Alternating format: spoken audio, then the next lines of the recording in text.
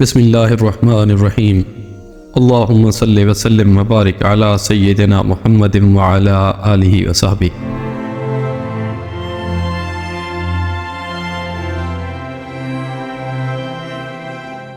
سلسلہ حق کے معزز سامعین، السلام علیکم۔ جب قریش نے دیکھا کہ آقا دو جہاں محمد صلی اللہ علیہ وآلہ وسلم کو تبلیغ دین سے روکنے کی حکمت کارگر نہیں ہو رہی ہے تو ایک بار پھر انہوں نے غور و خوض کیا اور آپ صلی اللہ علیہ وآلہ وسلم کی دعوت کا کلا کما کرنے کے لیے مختلف طریقے اختیار کیے۔ وہ ہنسی، ٹھٹھا، تحقیر، استہزاء اور تکذیب کرتے۔ اس کا مقصد یہ تھا کہ مسلمانوں کو بد دل کر کے ان کے حوصلے توڑ دیے جائیں۔ اس کے لیے مشرکین نے نبی صلی اللہ علیہ وآلہ وسلم کو نعوذ باللہ ناروا تہمتوں اور بیہودہ گالیوں کا نشانہ بنایا۔ چنانچہ وہ کبھی آپ صلی اللہ علیہ وآلہ وسلم کو پاگل کہتے، جیسا کہ سورہ ہجر کی آیت نمبر 6 میں ذکر ہے، وَقَالُوا يَا أَيُّهَا الَّذِي نُزِّلَ عَلَيْهِ الذِّكْرُ إِنَّكَ لَمَجْنُونَ، یعنی ان کفار نے کہا کہ اے وہ شخص جس پر قرآن نازل ہوا تو یقیناً پاگل ہے، نعوذ باللہ۔ اور کبھی آپ صلی اللہ علیہ وآلہ وسلم پر جادوگر اور جھوٹے ہونے کا الزام لگاتے۔ چنانچہ قرآن میں سورہ صاد کی آیت نمبر 4 میں ذکر ہے، وَعَجِبُوا أَن جَاءَهُم مُنذِرٌ مِّنْهُمْ وَقَالَ الْكَافِرُونَ هَٰذَا سَاحِرٌ كَذَّابٌ، یعنی انہیں حیرت ہے کہ خود انہی میں سے ایک ڈرانے والا آیا اور کافرین کہتے ہیں کہ یہ جادوگر ہے، جھوٹا ہے۔ یہ مشرکین آپ صلی اللہ علیہ وآلہ وسلم کے آگے پیچھے پرغضب، انتقامانہ نگاہوں اور بھڑکتے ہوئے جذبات کے ساتھ چلتے تھے، اور جب آپ صلی اللہ علیہ وآلہ وسلم کسی جگہ تشریف فرما ہوتے اور آپ صلی اللہ علیہ وآلہ وسلم کے ارد گرد کمزور اور مظلوم صحابہ کرام رضی اللہ عنہم اجمعین موجود ہوتے تو انہیں دیکھ کر مشرکین استہزاء کرتے ہوئے کہتے، جیسا کہ سورہ انعام کی آیت نمبر 53 میں ارشاد ہے، هَٰؤُلَاءِ مَنَّ اللَّهُ عَلَيْهِم مِّن بَيْنِنَا، یعنی اچھا یہی حضرات ہیں جن پر اللہ نے ہمارے درمیان سے احسان فرمایا ہے۔ جواباً اللہ کا ارشاد ہے، یعنی کیا اللہ شکر گزاروں کو سب سے زیادہ نہیں جانتا؟ عام طور پر مشرکین کی کیفیت وہی تھی جس کا نقشہ اللہ نے سورہ مطففین کی آیت نمبر 29 سے 33 میں ذکر کیا ہے، جس کا ترجمہ یہ ہے، جو مجرم تھے وہ ایمان لانے والوں کا مذاق اڑاتے تھے، اور جب ان کے پاس سے گزرتے تو آنکھیں مارتے تھے، اور جب اپنے گھروں کو پلٹتے تو لطف اندوز ہوتے ہوئے پلٹتے تھے،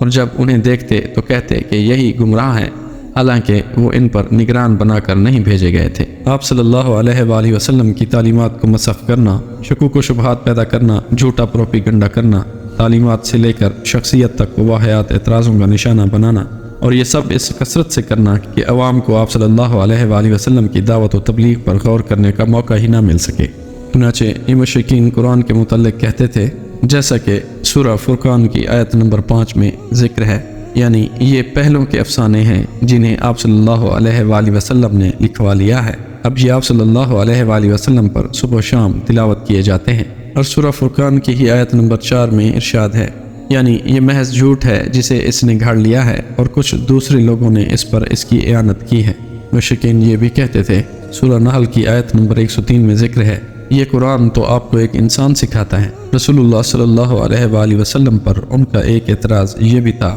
جو کہ سورہ فرقان کی آیت نمبر 7 میں ہے، یعنی یہ کیسا رسول ہے کہ کھانا کھاتا ہے اور بازاروں میں چلتا پھرتا ہے۔ قرآن شریف کے بہت سے مقامات پر مشرکین کا رد بھی کیا گیا ہے۔ مشرکین کا وتیرہ یہ بھی تھا کہ پہلوں کے واقعات اور افسانوں سے قرآن کا مقابلہ کرنا اور لوگوں کو اسی میں الجھائے اور پھنسائے رکھنا۔ چنانچہ نضر بن حارث کا واقعہ ہے کہ اس نے ایک بار قریش سے کہا، قریش کے لوگوں، خدا کی قسم تم پر ایسی افتاد آن پڑی ہے کہ تم لوگ اب تک اس کا کوئی توڑ نہیں لا سکے۔ محمد صلی اللہ علیہ وآلہ وسلم تم میں جوان تھے تو تمہارے سب سے پسندیدہ آدمی تھے، سب سے زیادہ سچے اور سب سے بڑھ کر امانت دار تھے۔ اب جبکہ ان کی کن پٹیوں پر سفیدی دکھائی پڑنے کو ہے، یعنی ادھیڑ عمر ہو چلے ہیں، اور وہ تمہارے پاس کچھ باتیں لے کر آئے ہیں تو تم کہتے ہو کہ وہ جادوگر ہے۔ نہیں، باخدا وہ جادوگر نہیں، ہم نے جادوگر دیکھے ہیں، ان کی جھاڑ پھونک اور گرہ بندی بھی دیکھی ہے۔ اور تم لوگ کہتے ہو وہ کاہن ہے، نہیں باخدا وہ کاہن بھی نہیں، ہم نے کاہن بھی دیکھے ہیں، ان کی الٹی سیدھی حرکتیں بھی دیکھی ہیں اور ان کی فقرہ بندیاں بھی سنی ہیں۔ تم لوگ کہتے ہو وہ شاعر ہیں، نہیں باخدا وہ شاعر بھی نہیں، ہم نے شعر بھی دیکھا ہے اور اس کے سارے اصناف عجز، رجز وغیرہ سنے ہیں۔ تم لوگ کہتے ہو وہ پاگل ہے، نہیں باخدا وہ پاگل بھی نہیں، ہم نے پاگل پن بھی دیکھا ہے۔ یہاں نہ اس طرح کی گھٹن ہے، نہ ویسی بہکی بہکی باتیں، اور نہ ان کے جیسی فریب کارانہ گفتگو۔ قریش کے لوگوں سوچو، خدا کی قسم تم پر زبردست افتاد آن پڑی ہے۔ اس کے بعد نضر بن حارث ہیرا گیا، وہاں بادشاہوں کے واقعات اور رستم و اسفندیار کے قصے سیکھے۔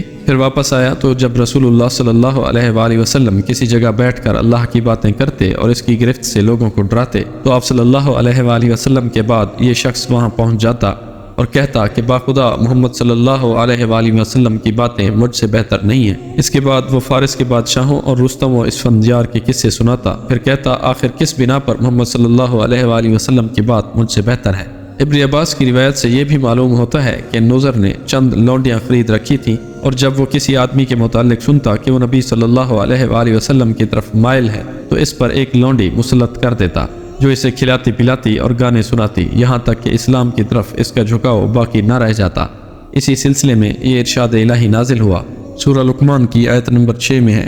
یعنی کچھ لوگ ایسے ہیں جو کھیل کی بات خریدتے ہیں تاکہ اللہ کی راہ سے بھٹکا دیں۔ آپ صلی اللہ علیہ وآلہ وسلم کے خلاف محاذ آرائی کی ایک صورت سودے بازیاں تھیں جن کے ذریعے مشرکین کی یہ کوشش تھی کہ اسلام اور جاہلیت دونوں بیچ راستے میں ایک دوسرے سے جا ملیں، یعنی کچھ لو اور کچھ دو کے اصول پر اپنی بعض باتیں مشرکین چھوڑ دیں اور بعض باتیں نبی صلی اللہ علیہ وآلہ وسلم چھوڑ دیں۔ اسی سلسلے میں قرآن پاک کی سورہ القلم کی آیت نمبر 9 میں ارشاد ہے، یعنی وہ چاہتے ہیں کہ آپ ڈھیلے پڑ جائیں تو وہ بھی ڈھیلے پڑ جائیں۔ چنانچہ ابن جریر اور طبرانی کی ایک روایت ہے کہ مشرکین نے رسول اللہ صلی اللہ علیہ وآلہ وسلم کو یہ تجویز پیش کی کہ 1 سال آپ صلی اللہ علیہ وآلہ وسلم ان کے معبودوں کی پوجا کیا کریں اور 1 سال وہ آپ صلی اللہ علیہ وآلہ وسلم کے رب کی عبادت کیا کریں گے۔ عبد بن حمید کی ایک روایت اس طرح ہے کہ مشرکین نے کہا اگر آپ صلی اللہ علیہ وآلہ وسلم ہمارے معبودوں کو قبول کر لیں تو ہم بھی آپ صلی اللہ علیہ وآلہ وسلم کے خدا کی عبادت کریں گے۔ ابن اسحاق کا بیان ہے کہ رسول اللہ صلی اللہ علیہ وآلہ وسلم خانہ کعبہ کا طواف کر رہے تھے کہ اسود بن مطلب بن اسد بن عبد العزا، ولید بن مغیرہ، امیہ بن خلف اور عاص بن وائل سہمی آپ صلی اللہ علیہ وآلہ وسلم کے سامنے آئے۔ یہ سب اپنی قوم کے بڑے لوگ تھے۔ بولے اے محمد صلی اللہ علیہ وآلہ وسلم، آؤ جسے تم پوجتے ہو اسے ہم بھی پوجیں اور جسے ہم پوجتے ہیں اسے تم بھی پوجو، اس طرح ہم اور تم اس کام میں مشترک ہو جائیں۔ اب اگر تمہارا معبود ہمارے معبود سے بہتر ہے تو ہم اس سے اپنا حصہ حاصل کر چکے ہوں گے، اور اگر ہمارا معبود تمہارے معبود سے بہتر ہوا تو تم اس سے اپنا حصہ حاصل کر چکے ہوگے۔